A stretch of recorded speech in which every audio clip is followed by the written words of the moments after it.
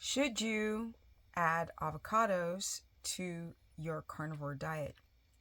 Or can you just get your potassium from the meat alone? Let's get into it.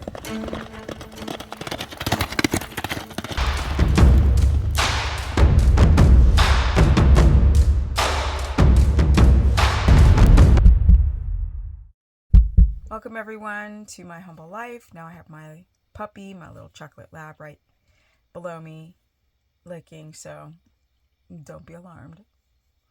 All right, potassium. I've been talking a lot about electrolytes on these carnivore and ketogenic diets. A lot of you guys are experiencing heart palpitations. I had a client today who was like, I've got heart palps. I don't know what it is. I think it's my blood sugar. I'm like, no. You're dehydrated. All the symptoms were in alignment for dehydration. Now, you can also have heart palps when you are experiencing hypothyroidism, unfortunately. On occasion, you can have heart palpitations from histamine, but the main reason is dehydration or not enough potassium. Now, I'd rather that people get their potassium from food rather than from supplements. The supplements for potassium aren't the best, and products like Keto Chow and Element, they use potassium chloride, which is a cheaper, easier to produce mineral that is garbage. Don't take that stuff. I know, lots of marketing, lots of great advertising, crappy products. Now, if you can get your potassium from food, you are much better. You are more safe in terms of your potassium absorption. But people think that you can get it all from meat. The reason why you cannot is because the amounts are not high enough to balance your electrolytes with sodium. And to get potassium from meat, you have to eat a lot of meat, which then will spike your blood sugar too high and drop your ketones.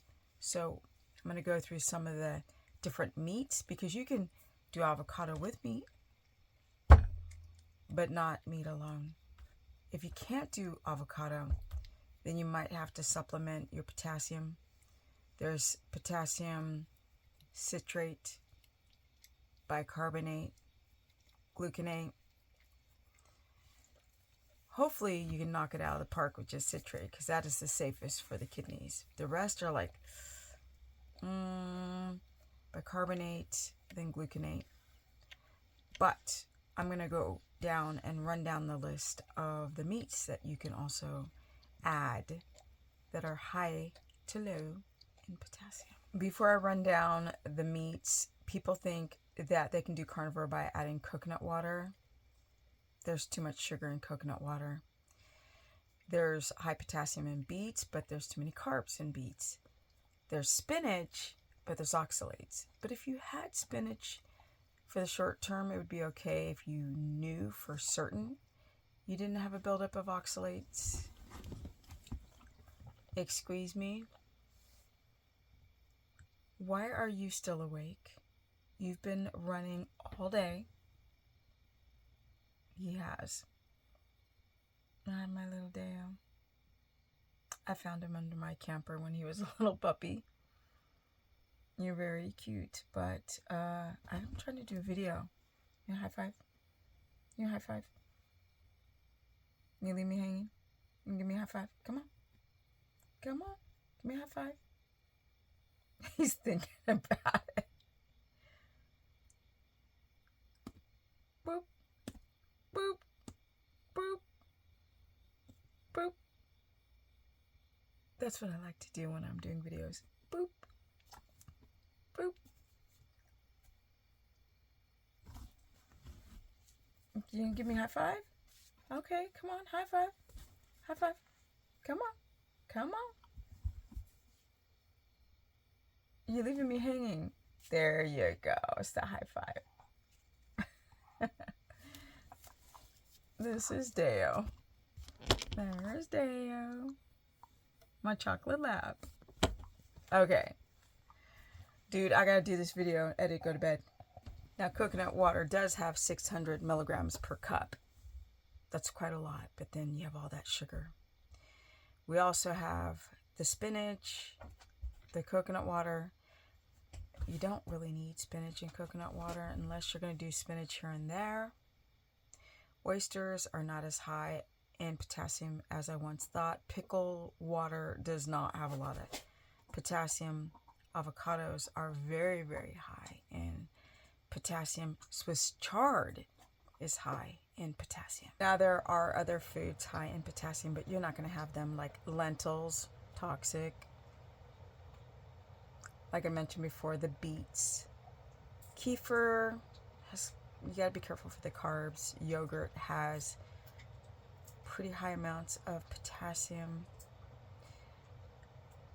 Seafood, salmon. Let's flip over to the seafood side. Salmon, halibut is pretty high. I think it's got 500 milligrams per 4 ounces, I think. We got halibut, we got salmon, which is around 300 to 400 milligrams of potassium. Tuna is more like 250 per 3 or 4 ounces. Not a lot, but you got to deal with the whole sea toxins in tuna. But if you took pork, which I believe has 300 to 450 per 4 ounces, that's high. Pork. And tenderloin. And meat broth, not the bone broth, but putting pork in water and cooking it for around 40 minutes under higher temperatures with a simmer in that water, you're going to get ample amounts of potassium without having to take a supplement. So if you don't like pork, you might want to learn how to consume it because it's very high in potassium. Pork, salmon, beef, not high. Certain cuts of beef, no, you're not coming back here and drive me nuts.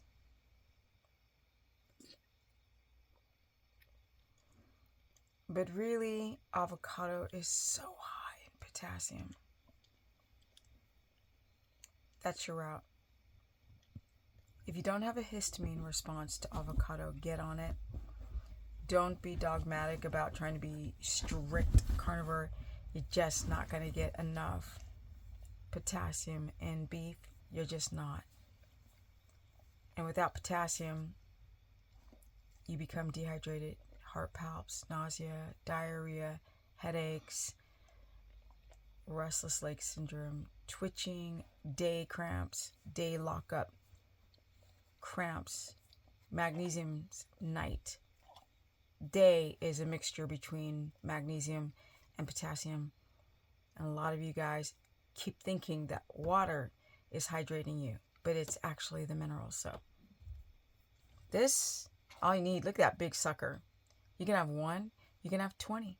And you don't count the carbs, the carbohydrates in the avocado because there's so much fat and fiber.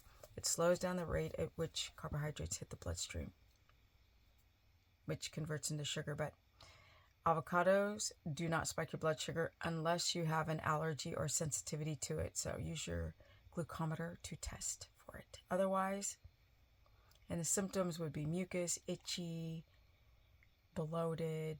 That's if you have a histamine response, mucus. Otherwise, get on the avocado.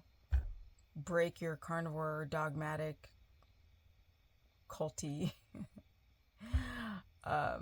way to look at food, and don't do the fruit because your electrolytes have tanked, except this fruit. Don't do the grapes and the oranges and all that a lot of people are doing, where they're having too much fructose in the diet, which is sugar. If you guys want to learn more, go to stephanieperson.com, book a consultation. If you feel like you're struggling with your electrolytes, with your blood sugar, with making ketones, with your thyroid, with your reproductive hormones, with your leaking gut, with your histamine, your poor sleep, and your chronic fatigue. Because those are the main things people are experiencing. Energy. And it's late. Now I gotta edit, but that's okay. My Instagram is Stephanie Ketogenic. My Facebook fan page is Stephanie the Business Person. And I do run a course where if you can't do keto, you can do carnivore. If you can't do carnivore, try low carb, high fat. And when should you go back to carbs? Oops, I just hit them with the, oh God, I hope you need to. Or the alien egg. And I'm out.